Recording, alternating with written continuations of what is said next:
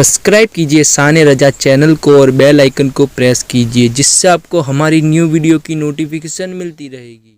जानते हो, बहुत सारे बच्चे, बहुत सारे नौजवान किसी न किसी शख्सियत को अपना आइडियल बनाते हैं बचपन से। अल्हम्दुलिल्लाह, मैं ये तहदीस नेमत के लिए कह रहा हूँ, अल्लाह मेरी माँ को सलामत रखे, जिनसे मैंने वाक़यात सुने हैं तो खालिद बिन वलीद के सुने थे। और हमारे आइडियल जो बुजुर्ग हैं उसमें मौला इमाम हुसैन है। हमने उनको आइडियल बनाया है, आप भी बना लो, इसलिए कि इन लोगों को जिसने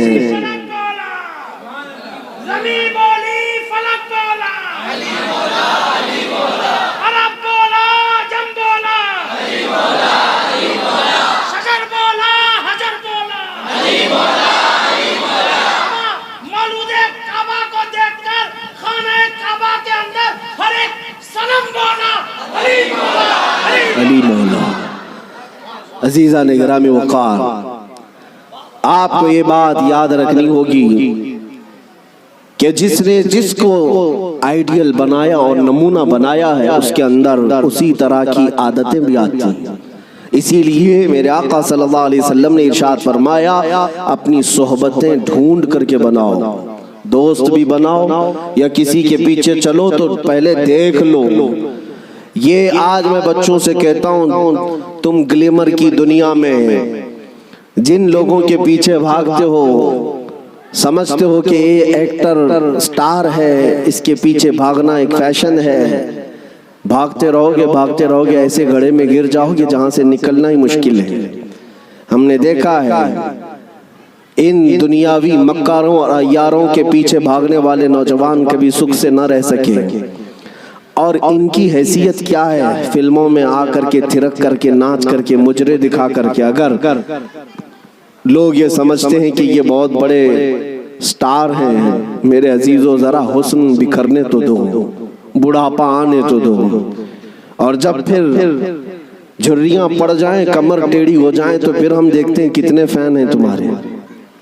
लेकिन मुझे यकीन है मौला हुसैन का गुलाम 80 साल का भी हो जाए तो उसके फैन की कमी नहीं होती, उसके फैंस कम नहीं होते। और हमने अपनी जिंदगी में हुजूर ताजुश शरिया को देखा।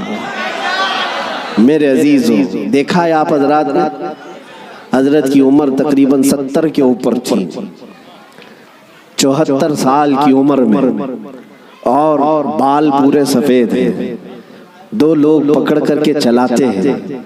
लेकिन हमने देखा है जिस तरफ से गुजर जाए लाखों सिर्फ एक झलक देखने के लिए बेकरार। उन नौजवानों से पूछो, दुनिया तो फिल्म स्टारों के पीछे भागती है और तुम 70 साल के ऊपर इस बुजुर्ग को देखने के लिए बेताब हो, बेकरार हो।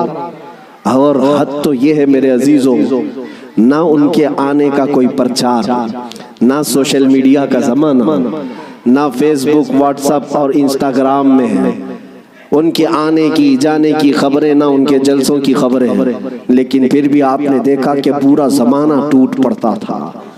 वो जब जहां गए, यही की बात नहीं है, मैं हजरत के साथ मिस्र में भी देखा, और हज मैंने अल्हम्दुलिल्लाह पहला हज हजरत के साथ किया।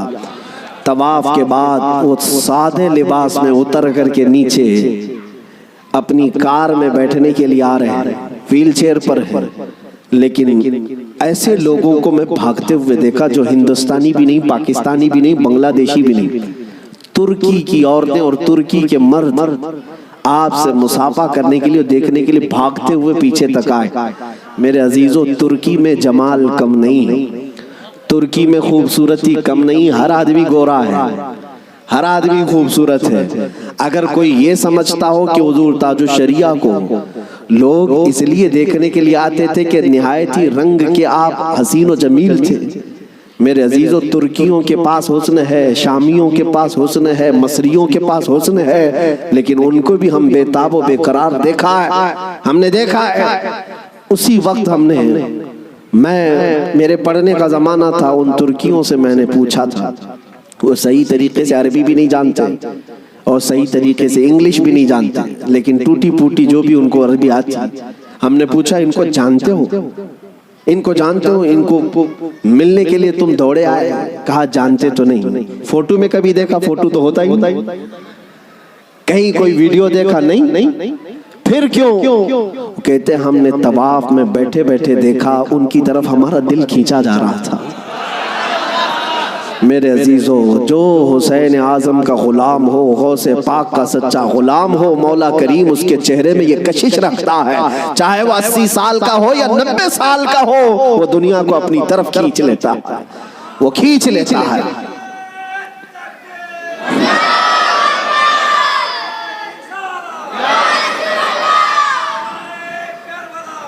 اب آؤ میں آپ کو بات بتا دوں، مر جانا، کٹ جانا، یہ ہماری انتہا نہیں ہے۔ اگر کوئی یہ سمجھتا ہے کہ ہمیں پھانسی دے کر کے یہ ختم کر دے گا تو اس کی خام خیالی ہے۔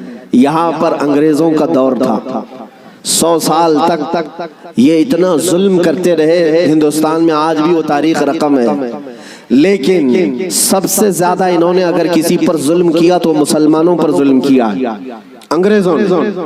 اور ان کو بھی آپ میں بتاؤں، آج پھر وہ دور ہمیں نظر آ رہا ہے ظلم کا، کسی ایک خاص کمیونٹی کو ٹارگٹ کرنا۔ انگریز ڈرتے تھے کس سے جانتے ہیں؟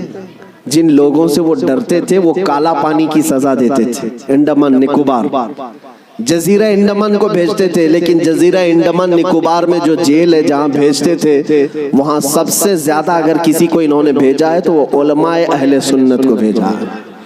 یعنی آج سے 100 سال پہلے بھی انگریزوں کے خیمے میں کھلبلی تھی تو علماء سے ہی تھی، حق بولنے والے علماء ربانیین۔ اور پھانسی پر چڑھایا ہے 30,000 علماء کو اہل سنت و جماعت کے۔ ایک بات میں آپ کو بتانا چاہتا ہوں، علامہ کفایت علی کافی رحمت اللہ علیہ، مراد آباد شہر کے رہنے والے ایک عاشق رسول، ان سے انگریز اتنا ڈرتے تھے کیونکہ جانتے تھے کہ ان کی زبان سے نکلے ہوئے کلمات سے اچھے اچھوں کے دل بدل جاتے ہیں۔ ان کو پتا ہے عالم ربانی، عالم حقانی کی زبان کو وہ توپ سے زیادہ اہمیت دیتے ہیں۔ کوئی توپ اور بندوق سے مارے اس سے زیادہ اہمیت ان کو ایک عالم ربانی کی زبان سے نکلے ہوئے حق جملے۔ اسی لیے کفایت علی کافی کو گرفتار کرنے کے لیے جانتے ہیں کتنے لوگ آئے تھے؟ انگریز فوج کے 3,000 لوگ آئے تھے ایک عالم کو گرفتار کرنے کے لیے۔ ہمیشہ دنیا کے ظلم نے یہ بتایا ہے کہ یہ بزدل ہوتے ہیں، ہمیشہ بتایا ہے انہوں نے کہ باطل خیموں میں اکثر مادہ ہوتے ہیں، ان میں شیر نر نہیں ہوتا۔ ایک اہل سنت و جماعت کے عالم ربانی کو گرفتار کرنے کے لیے 3,000 کی فوج آئی اور گرفتار کیا، اور انہیں گرفتار کر کے سزائیں کیا دی تھی جانتے ہیں؟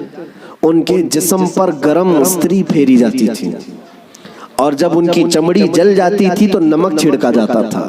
یہ کفایت علی کافی رحمت اللہ علیہ، تقریباً 1 ہفتے تک انہیں سزائیں دی گئی، اور پھر کہا جانے لگا کہ تم فتویٰ بدل لو، تم اپنی باتیں بدل لو، ہم اپنی حکومت میں تمہیں اہم عہدہ بھی دے دیں گے اور ماہانہ وظیفہ بھی جاری کر دیں گے۔ مگر وہ کفایت علی کافی عاشق رسول تھے، بازار مصطفیٰ میں بکا ہوا غلام پھر کسی انگریز کے ہاتھ میں کیسے بک سکتا ہے؟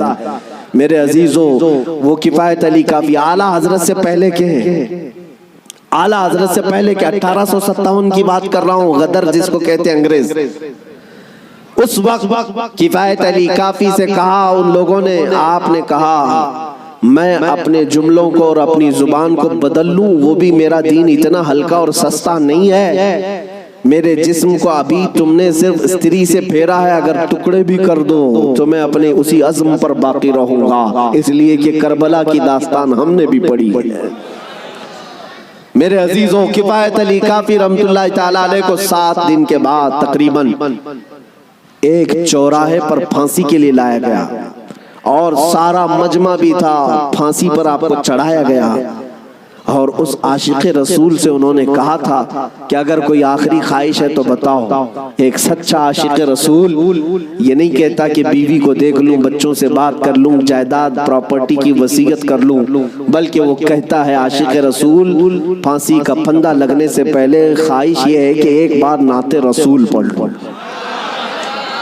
اور پھر کہا گنگناتے ہوئے کوئی گل باقی رہے گا نہ چمن رہ جائے گا پر رسول اللہ کا دین حسن رہ جائے گا اطلس و کم خواب کی پوشاک پہ نازا نہ ہو اس تنے بے جان پر صرف خاکی کفن رہ جائے گا سب فنا ہو جائیں گے کافی وہ لیکن حشر تک نام حضرت کا زبانوں پر چلن رہ جائے گا